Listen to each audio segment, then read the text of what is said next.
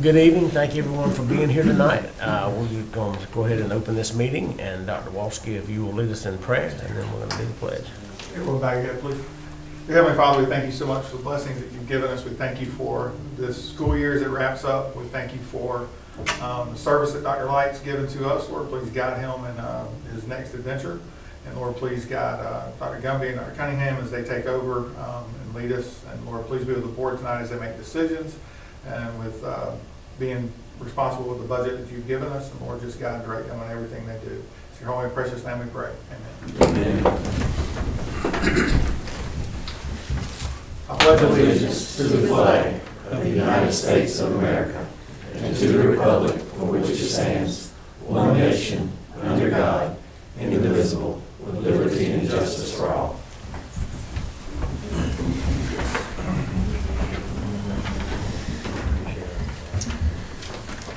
The first item we have tonight is our consent items, which is our agenda, and the minutes from the last couple of meetings, and then a t-shirt, FCA t-shirt fundraiser. So, motion to approve the consent items. So moved. By Mr. Heitman, second by Mr. Madison. All in favor? Thank you. The next thing we have is public participation. Mr. Robert Studdard would like to speak to us tonight, so you're welcome to do that at this point. You have 3 minutes. I actually have a copy of my statement Okay, that I'd like to give to each one. that's perfect. Yes, sir. Thank you. And I would also like to ask for a little indulgence because I may exceed for 3 minutes by just a little bit. Okay. I will try to be cognizant of the time. Okay. I'll talk fast and hopefully you can hear fast. Thank you, sir.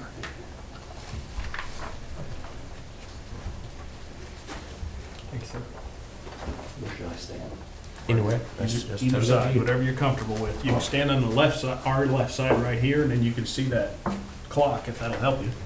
Yes.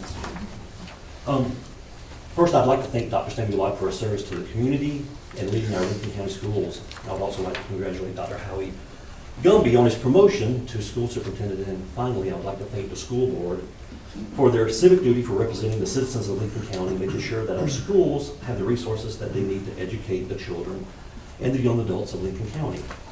My name is Robert Sutter, and I'm making this statement from a biblical worldview, meaning I base my beliefs on the infallible Word of God.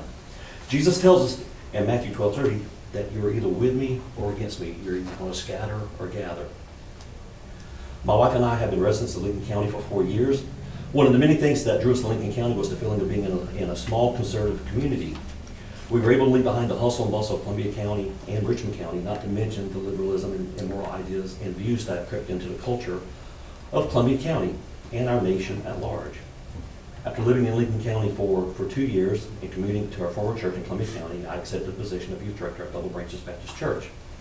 Over the next 2 years, I discovered how remarkable our school system is, from local churches being invited to enter our schools before the start of the school year to pray over our schools, our staff, and students, to reading and hearing about the conservative values being promoted, such as kindness, respect, honor, patience, following the rules, enforcement of the rules, being a good steward. We are greatly impressed with the age of the schools and how well they are being maintained. On May 10th, 2024, my wife and I attended the musical play, All Shook Up. We were excited to see this play as we had 2 youths from our church who were performing in it. We also look forward to the Elvis music. All of the students who performed in this play are very talented, and the issues that I have nothing to do with the students, but do fall on the shoulders of the school principal and the theater teachers. We live in a culture that's bombarded 24/7 with easy access via TV, radio, and the internet, celebrating sexuality, sexual promiscuity, premarital sex, homosexuality, adultery, vulgar language, and the list goes on and on. I was saddened and disturbed to see that this play's message promoted all these immoral behaviors. It is very concerning that the high school administration and drama teachers are perfectly okay with the play's message to our youth and community. I was informed that this play was done several years ago and certain parts of this play were censored. Have we become so desensitized to this type of behavior that we just pass this off as normal?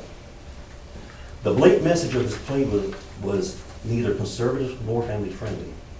I've been told that these views, these values, and this ideology have been slowly have slowly been creeping into past plays, but never to the extent of what happened in this play. This was the first play that we got to see, and I typically wouldn't put it here saying that, but a trusted source. Teachers play an important role in the lives of students. They may not have asked to be role models, but they are. Teachers have a great amount of influence. This is Go ahead. I've got maybe about 30 seconds. Go ahead. Have a great amount of influence over our youth. Children tend to emulate what they see and hear. If a teacher states that something is okay, then more than likely the students will think or believe the same. I can remember a time when cussing at school was not allowed, and you definitely would not have done it with adults around. It was disturbing to see adult men and women hooping and hollering in approval of teen actors asking to be taken sexually, cussing and bragging about how many sexual partners they've had. We witnessed elementary school age children hollering in approval of these behaviors after hearing their parents do the same. For every 1 degree off course, it becomes tens of degrees off course over time. I feel this play was inappropriate for high school students to perform, let alone for elementary age children to watch. In expressing these concerns, I hope that the Lincoln County Board of Education will evaluate the guidelines used in determining what values should be portrayed in school functions going forward. This is the mission statement that's on your website, where our students reach their fullest potential through world-class learning grounded in small-town values. This play did not represent the small-town values that I am familiar with. Thank you. Thank you very much for coming and speaking to us. The next item on our agenda is our financials. Good evening. Our financials tonight were April. You can see our revenues here. We are over ad valorem tax due to the tax increase, the millage rate increase.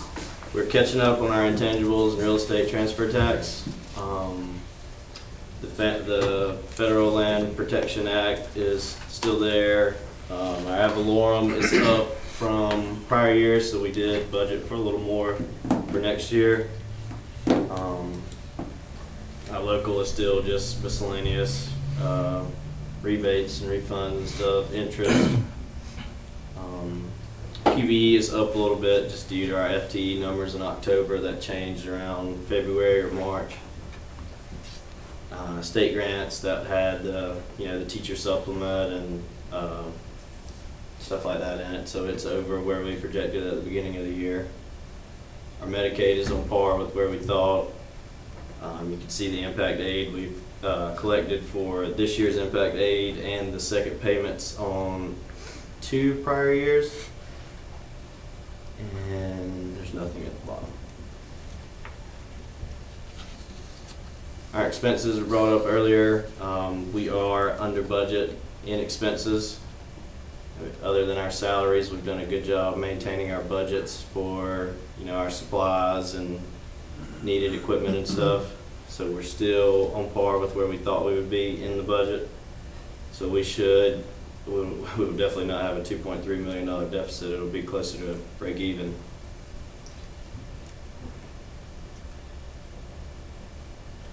Yes, we are about 2% under, so probably looking at $340K under. That was mentioned earlier.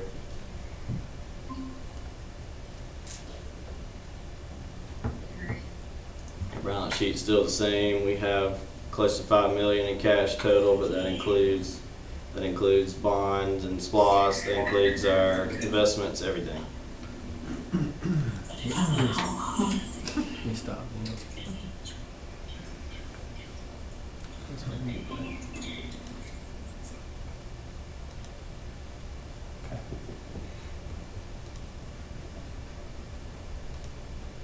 Perfect. I keep going. And here's our, total update for the year. We are a little over $500,000 to the good. I think that'll probably get closer to 0 for the year, but it's a huge turnaround from where we thought we would be.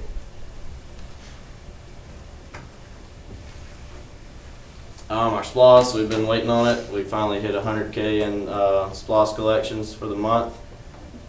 So I guess that made up for the February deficit. But I was looking back, I think it was 18 or 19. We were averaging about 50K a month. So I don't know if that's just inflation, how it doubled, or if we actually are spending more as a community, but it has doubled in 5-6 years. That's good.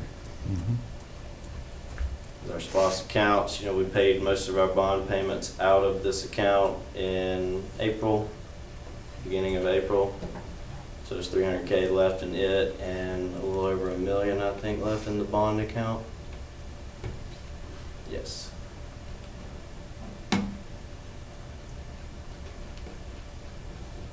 And that is all for tonight. I did not update capital projects just due to the pause that we have on it currently. We're still roughly 55K sitting in that account.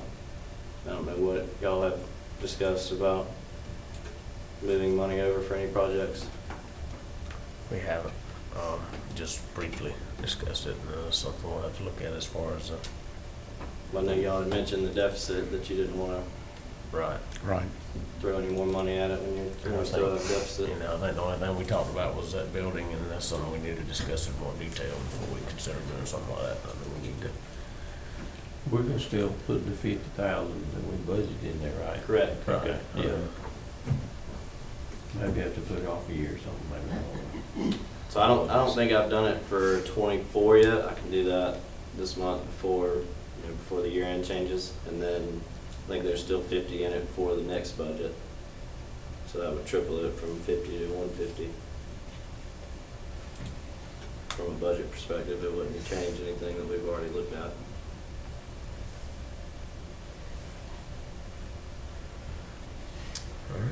Any questions? Anyone have any questions?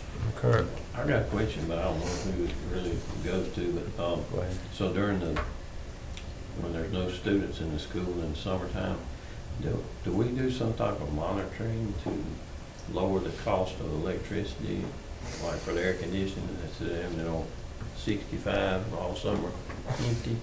Do we do?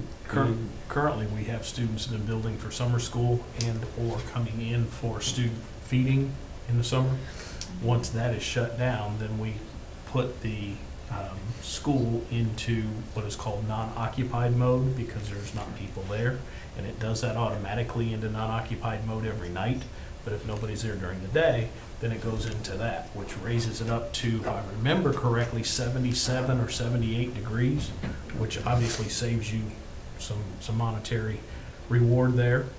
And it helps us keep the cost down. Yes, that's the plan. And we do it manually over there because we don't have the iView system over there. But we do it manually over there, and that building is almost totally empty during the summer except for the custodians working on things.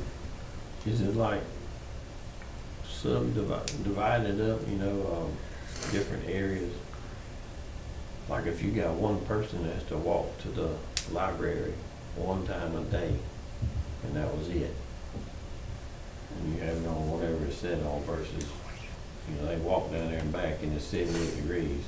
You can do it by class or yeah. so. I guess I'm it's wondering- that specific. So I guess the reason I'm getting at this is I noticed a spike in last year's electric bill. It was like much higher, and I could be wrong, but I think during Christmas when there was nobody here, and then during the summer, it was extremely high electric bills, and it seemed like there wasn't supposed to be anybody here. I don't know. I guess I'm asking somebody to look into it if they could, so,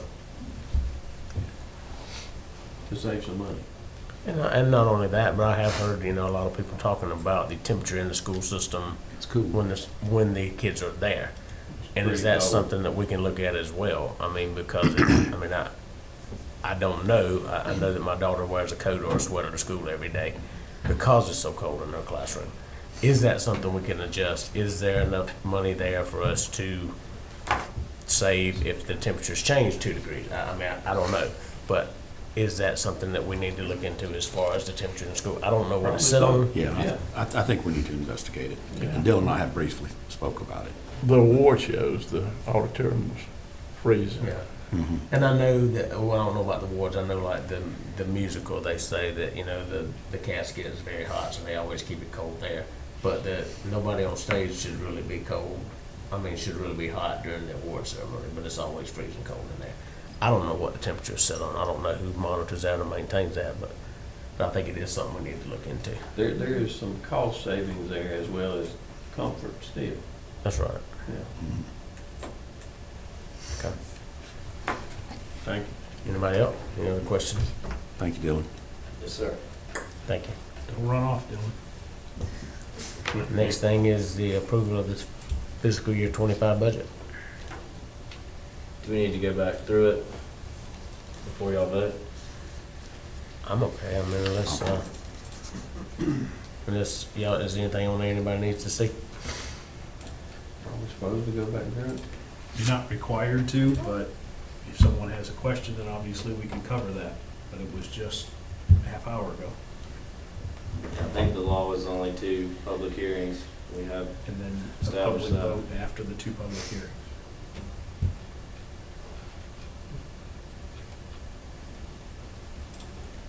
I make a motion to approve as presented from the last And I'll presentation. second it again. I have a motion by Mr. Heitman, second by Mr. Madison. All in favor? Unanimous. Thank you, gentlemen. I would like to see, I know it'll probably be on there, but make a note of where we stand at the end of this fiscal year as far as budget's concerned. And see how much under, I feel like we're gonna be under budget, see how much that actually is. okay. Thank you. Yeah, I'll try to get everything finalized probably in August, September. Right, I figured it'd be toward And next then- week, yeah. Send you updated. Okay, thank you. Yes, sir. The next item is the meeting of the next board, July the 9th. The Gale Conference, which is usually heavily attended by our employees, has been moved, adjusted to where it is, initially thought was going to be during the July 9th week. It's been moved back to July 14th to 17th.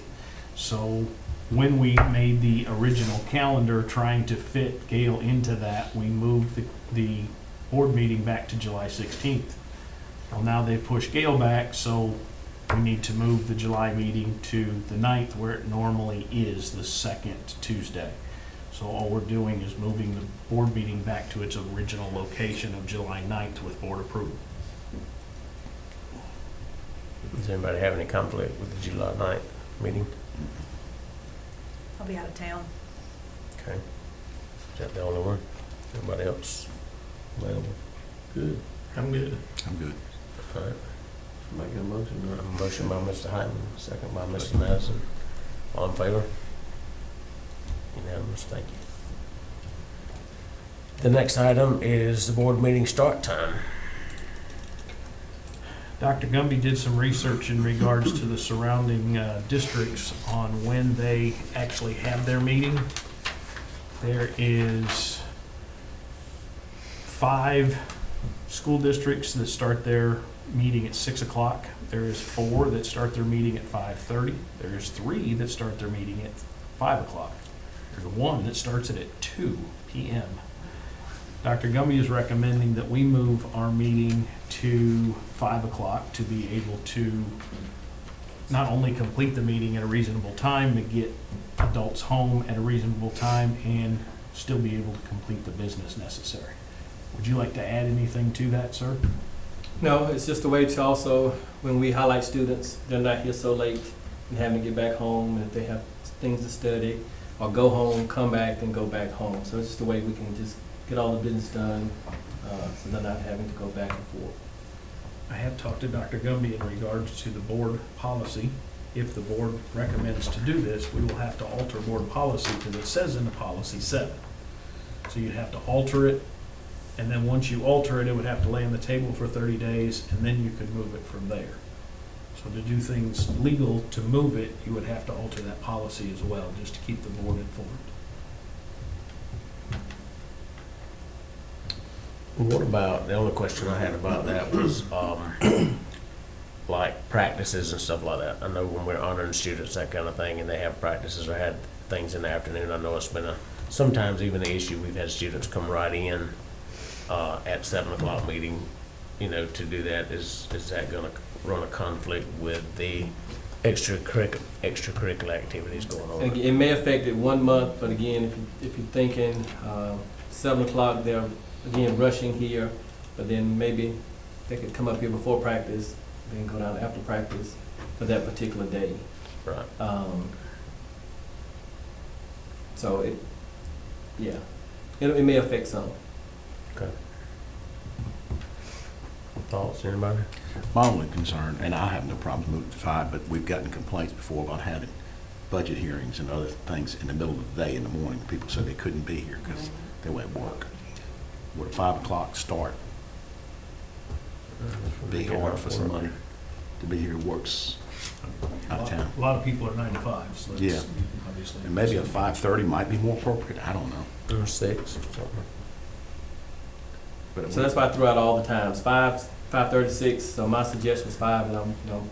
But you also got administrators and the principals that had to come back up here. I mean, That's I'm right. good with 5. I mean, and I will make a motion with your recommendation of moving it to 5 o'clock.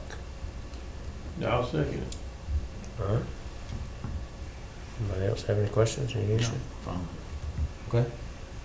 Have a motion by Mr. Madison, second by Mr. Heitman. All in favor? All right, we'll move it to 5 o'clock. Starting when? Starting, It's gonna Has a take you, sit. I'm sorry? Has a sit. Right, it has One to sit month. on the table for 30 days after you adjust the policy. okay, So the earliest you could do that would be the August meeting. August, okay. So us voting on this will adjust the policy. Correct. Okay. We'll be informed when to be here, I guess. Yes, sir. Okay.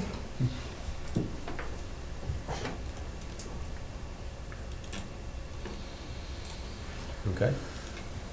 Next item is the renewal of the non-resident enrollment students. That shouldn't be up there, Dr. Gumby.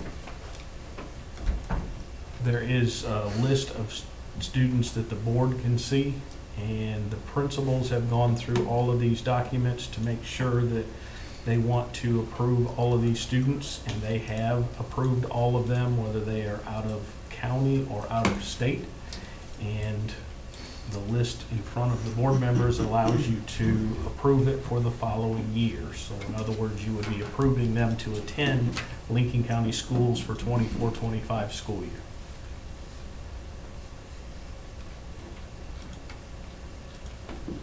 All right. And the principals have approved these? Yes, sir. That's why they're on this list. Okay. Otherwise, they would not be here. Anybody have any questions about any of these? If not, we'll entertain a motion to approve non-resident students for the I'll make a motion. 25 year. Have a motion by Mr. Moncrief, second by Mr. Heitman. All in favor? Unanimous. Thank you. The next item is our food service presentation.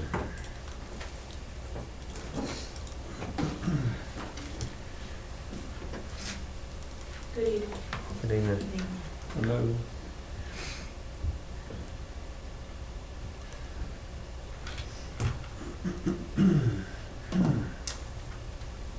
Hey y'all, sorry.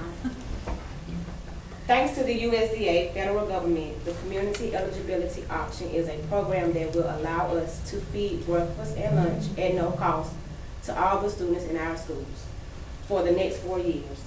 Community eligibility will allow us to feed many more children, improve students' meals, and reduce the social stigma associated with free meals and decrease food insecurity for students and their families.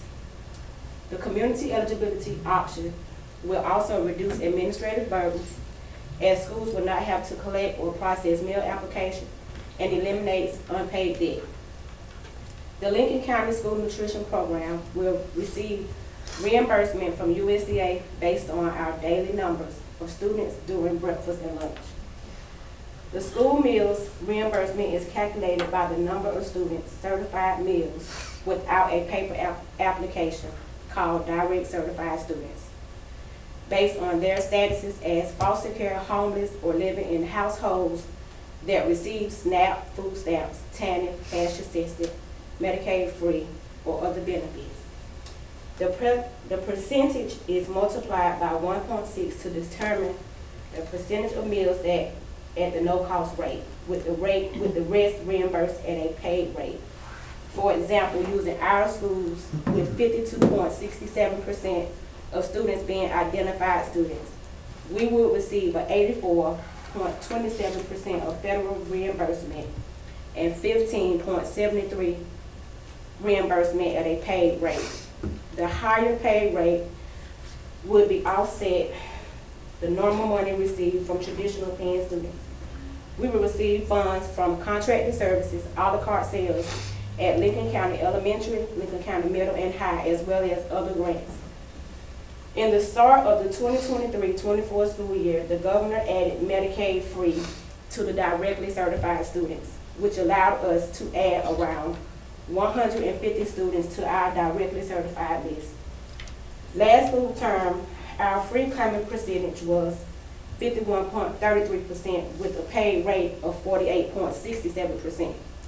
Looking at those numbers last school term, that would not have been good, that would not have put us in a good financial standing without a risk. Based on the new eligibility, Lincoln County School program should break even at the end of the school year. However, if the program is not self-supporting, the Lincoln County Board of Education can elect to discontinue the community eligibility option program in the future. We also have the option to increase our reimbursement percentages due to added students that are directly certified. What is the board responsible for? The only reason the board will have to use non-federal funds is if the program does not generate enough revenue to cover the cost of providing meals to all students at no cost, which is the same as the traditional payment procedure that we have now. This is an equitable way to feed all of the children at no cost. Some other benefits in this, it will also increase technology and tighter programs over the next 4 years. If this is approved, I would encourage parents, faculty, and staff to encourage children to eat daily. The students and parents will not have to worry about charges or paying large debts. The community eligibility option is a great benefit for Lincoln County Schools. Any questions? Let them know who's online. Oh, I'm sorry. Ms. Taylor, this is our incoming superintendent, Dr. Gumby. This is our superintendent, Dr. Light. I'm sorry, I know y'all names. It's okay. This is Mr. Madison, Mr. Cox, Mr. Munson, and Mr. Hackman. Heitman Hackman. and Miss Daniels. Miss Daniels. I'm sorry. You're Miss fine. who? Daniel. And Miss Daniels. Anything works. Any questions? Thank y'all. Nice to meet you. Do we have any questions? At what point will we know if the board would have to pay? In other words, the percentage of participation, I'm picking a number, and we played this game earlier today, but I'm trying to help the board.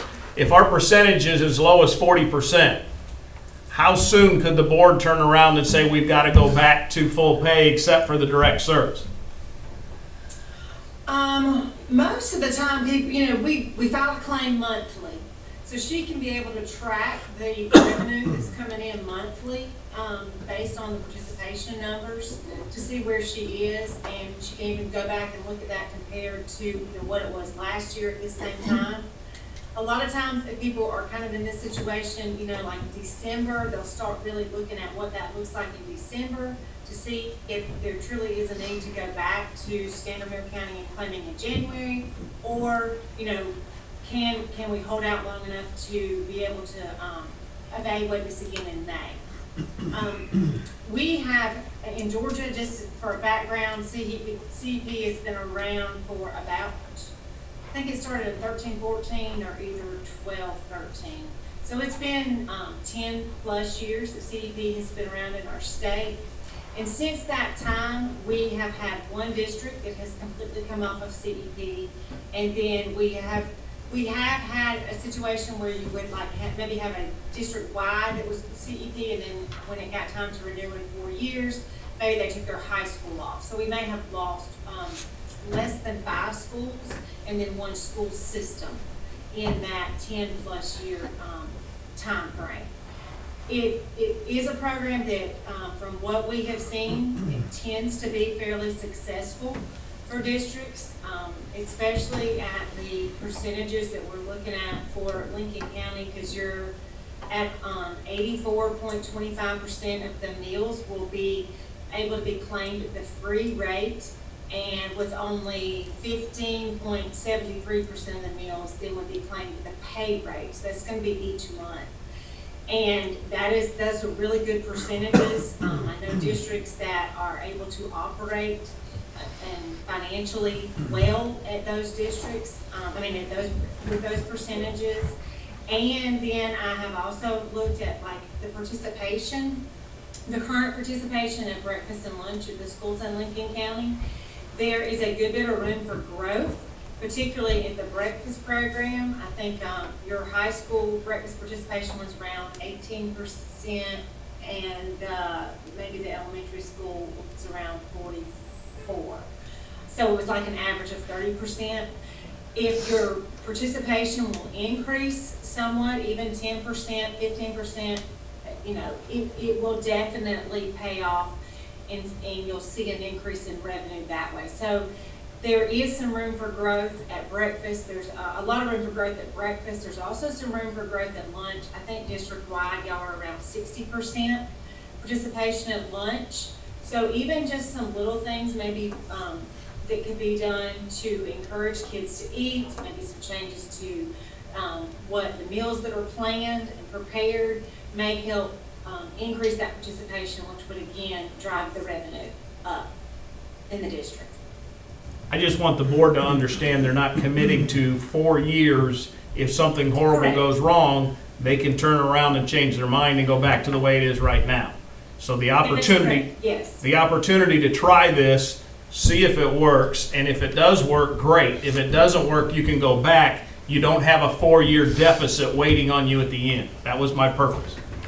Yes, sir, that is correct. And we've had districts that have been a little fearful about coming on to start with, and they would internally in their district market this first year as a pilot program to the community. Yeah, we're gonna try this, encourage your kids to eat with us so that we can continue it. And then at towards the end of the school year, April, May, look at, was this financially feasible for us, or is it financially feasible for us to continue?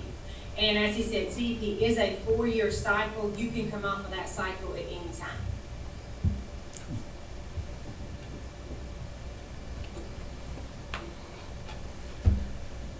Any other questions? Sure. So, financially speaking, best case scenario, it doesn't cost the school system anything. Right. Correct. Worst case scenario, what does it cost us, and have we budgeted money in there for that? No money. No.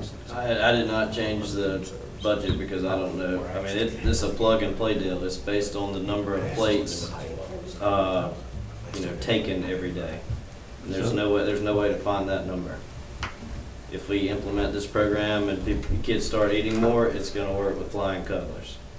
But if our current rate keeps up, I don't know. I think it could cost us some money. I fail to see a downside. Is there one? To me, there isn't a downside because you're not committing to 4 years. And I would recommend this to the board, but y'all do what you think is right. I would ask Ms. Latoya to come back in November or December and show you the first 3 months or the first 4 months. Here's where we're at for participation rate. Here's where we're at financially with Dylan's help. And this is where we think we'll be at the end of the year. And if that's crashed and it's going to cost you money, then you can say this isn't working for Lincoln County. If it's doing well, you can say, wonderful, the kids continue to eat. To me, it's a win-win, but I wanted you guys to understand it so that you would have your thumb on it and understand if it's not going well, you can get out of it as soon as you're ready. Otherwise, you're committing to 4 years, and that's not fair to the board. Well, the meal program doesn't generate any funds for the district, does it? It actually generates funds for the food service program. Right, but we spend it. Yeah, it's supposed to be a wash, and if you start gaining too much, which when my wife was food service director, she got a letter and said your percentage is too high. You need to spend it on something. And as the board remembers, we replaced the floor at the elementary school, and we replaced a bunch of equipment at the elementary school because she had too much of a benefit going on. And some of that was the COVID year when we came back after COVID. The ag department for the United States paid for all of the meals for the children. So everybody that ate got reimbursed based on this plate rate, so her participation rate was high. The food service program did very, very well on that program. This could be the same scenario for us. Do we have to decide tonight, or can we do it next month? That's a state question. I don't know that answer. I think we have to have a decision by July 1st, or before July 1st, is that correct? Okay? Technically, USDA says the districts have to let the state agency know by June 30th what their intentions are for the next fiscal year. And that's just because July 1 starts, the new fiscal year for schools. So this program is funding all the students' meals for nothing, unless the percentage that participate is too low. If it's too low, we have to pay for the meals. Is that correct? I don't, You have to pay for a portion of the meals. Right. You have to pay for the 15%. So back to my original question, what is the worst case financial scenario per month for Lincoln County? the kids stop eating. No, financially. I mean, we would, is it gonna cost $10,000 a month? Is it gonna cost $20,000 a month, or is it zero? What's it gonna cost? It'll only cost, correct me if I'm wrong, if we begin to go into the negative. Right. It'll only cost. But right now, looking at the numbers with the state, we didn't see where we would go into the negative. So we did, I gave, it's not the feasibility chart, it is It's that feasibility worksheet. the feasibility worksheet. It shows where, and I think you guys have a copy of it. We should generate, going CEP with the same numbers that we served from in August. We should generate an extra $8,000. That's just from August. So if we were to go with other months, it would most likely be more than the 8,000.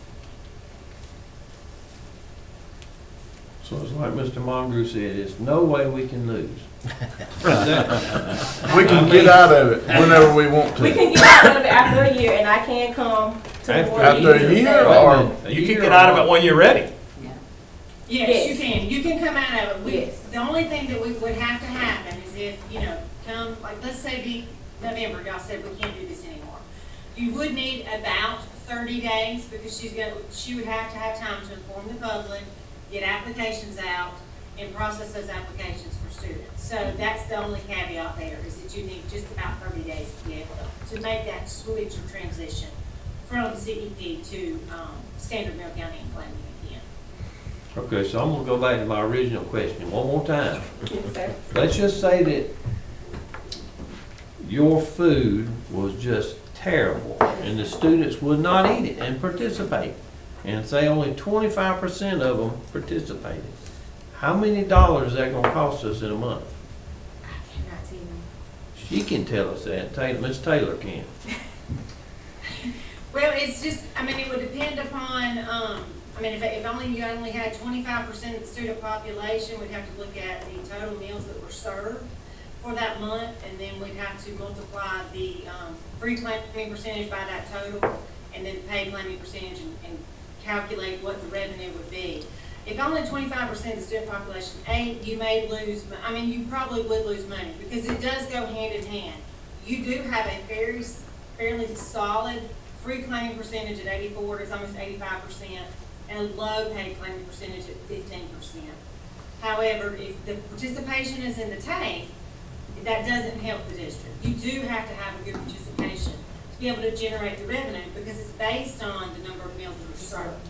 So I can't give you a dollar amount figure that you may lose every month, but seeing that your participation is already at 60% at lunch, you're at 30% at breakfast district-wide, unless things go really, really south, I don't see it going backwards. I just, see it increasing because of just the fact that students are being able to receive meals at no cost. And during the pandemic, as the gentleman just spoke, y'all did have meals at no cost, and your participation was higher at that time. And so therefore, the revenue that was generated was really helped the district, and they ended up with more money at the time than they could spend. They got one of those letters that he was talking about. So is it fair to say that if we gained $8,000 in August, if it flipped the other way, we would have to pay $8,000? That's probably. Y'all are trying to, I'm saying. It's hard to make a decision in 20, 15 minutes or Yeah. something we don't know anything about until tonight. $100,000 a month, $10,000 a month, we don't know. We're kinda in the dark right now. I am. The savings grace is, we have 1 month risk. Right. And we won't know until we try. That's right. Is there a cap on how many meals a student can eat a day? You can only get one And we lunch? can only claim one breakfast and one lunch per child per day. Okay, so 2. So in other schools, when this program was implemented, did you see an increase in the amount of students that ate based on the fact that they found out the meals were free? Do you see that being an increase? Yes, sir. Particularly in the first, if you're going from, in your situation, what we call Standardville County and claiming to all students eating at no cost, you do see an increase in participation somewhere. Right.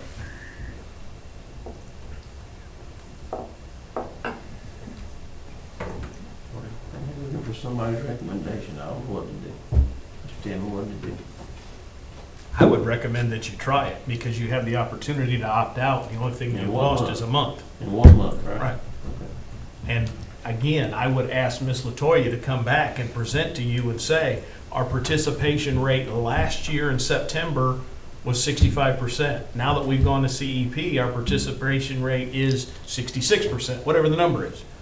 And just keep her in the loop so that she keeps you guys in the loop and you know where you're at so that you don't get a bill at the end that's, I'm picking a number, $65,000. That's not what you need in June, which is why I wanted to present it this way with the state's help. And I'm thankful that Savannah was able to join us tonight. Are you good with it, Dr. Gumby? Yes, sir. I was on a webinar with, I think, Ms. Savannah and another person, and Mr. Norman was in it, and we think it's a good plan. And it's gonna be up to administrators at the local, at the school level and district level to make sure this is working, to make sure we get the participation Encourage up. input. Yeah. Absolutely, and Yeah. principals can do that at their school. 2 or 3 different times. We're small Last- enough to make sure we get the participation. And if Depends it's on what already you feed. 60%, we'll get it higher. If you give them candy bars and all this other stuff, they'll really participate. Well, our last school, we had to get on a couple times and say, hey, y'all get breakfast. If you don't want it, give it to this kid who's not, and then Yeah. it takes 2 seconds. It was very successful. And this is also gonna help kids eat more healthy foods, because we have kids who bring lunch boxes with just Candy bars. candy and bars, trash it. Fruit Loops. Yes. So this will help them get some nutritious meals as well. I'll make a motion. Just so the board knows, we have close to, 850-ish schools that are CEP in the state of Georgia. It's over, we have about 150 plus school districts that are CEP. So it's been successful. All different size districts across the board, from our non-traditionals who are one single schools to like a DeKalb, Gwinnett doesn't have any, but Clayton County has, it's all CEP. So hopefully y'all will find it's the same thing, but again, your State Department's here, we're here to support Ms. Latoya in this process, and we'll be here for the duration, so if there's questions that come up or things that you don't understand or need to explain better, that's what we're here for as well. I'll make a motion that we implement this program and give it a shot, try it. A motion by Mr. Mongo. I Go ahead. Discussion. just want to make sure we get a monthly report on it. Yes, sir. Yeah, we want to amend the motion Yes. by monthly report Okay. from Ms. Make Latoya. sure we're still in The positives. A motion by Mr. Mongo that we would do this with making sure we're getting a monthly report, second by Ms. Daniel. All in favor? Unanimous. Thank you, ma'am, for being with us tonight. Thank you. Thank you, Ms. Savannah. Thank you. Thank you, Ms. Taylor. Thank you. Thank you. Thank you as well. Thank you. Thank you. Bye-bye. Thank you, Ms. Singleton. Thank you. The next item is policies for review. Both of these policies are fine the way they are written. They are duplicates, but they are in two different spots. One of them is sexual harassment representing students, and one of them is sexual harassment representing staff. They are a duplicate of what is said there and the same result, obviously, but they are both fine as written. The next item is our superintendent's report. I just have one thing to try and keep the board up to date of what's going on. Back in late January, early February, I was notified by a national magazine called Business Magazine, Business Forward Magazine, I think it's Business Magazine, that they wanted to do an article on Lincoln County and the progress that Lincoln County has made, not only since I have been here, but Lincoln County continues to thrive and CTAE continues to thrive academically. And what are we doing that's working? And they wanted to share that because our CTAE relates directly to business. That has morphed into me being on the phone with them multiple times, they created the article. From that article, it is to be published in that national magazine, and then they send out invitations for people in Lincoln County, of course, quite a few others, to participate in selling ads within their magazine.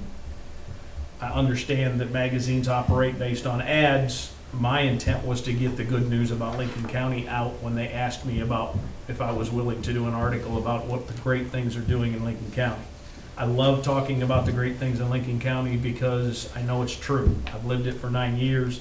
We have awesome teachers, we have awesome parents, awesome community participation, and I love to preach that to everybody that'll listen.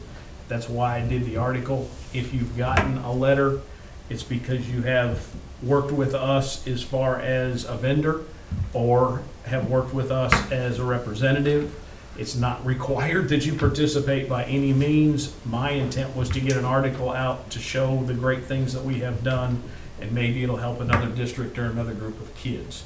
But my intent is to simply brag on Lincoln County, and there's a lot here to brag on. So that was the article that's out. Hopefully it'll be published in the next month or two in their digital magazine, and I hope everybody gets a chance to read it. And I talk about our teachers, our local business support. I even mentioned Mr. Heitman, which I hope it comes out positive. Me too. And that's all I have for superintendent's report tonight. All right, I need a motion to go into executive session. Mr. Madison, second by Mr. Daniel. All in favor? I'd like to call this meeting back to order. Superintendent's made a recommendation, and I make a motion that we accept the resignation of Jack Smalley effective July 31st, 2024. Second by Mr. Madison. All in favor? Unanimous. Superintendent's recommended, and I make a motion that we accept the resignation of Christopher Norman effective June 3rd, 2024. Second by Mr. Madison. All in favor? I need a motion to adjourn. So moved. Mr. Height, thank you. And before y'all take off, I have Dr. Light from the school board.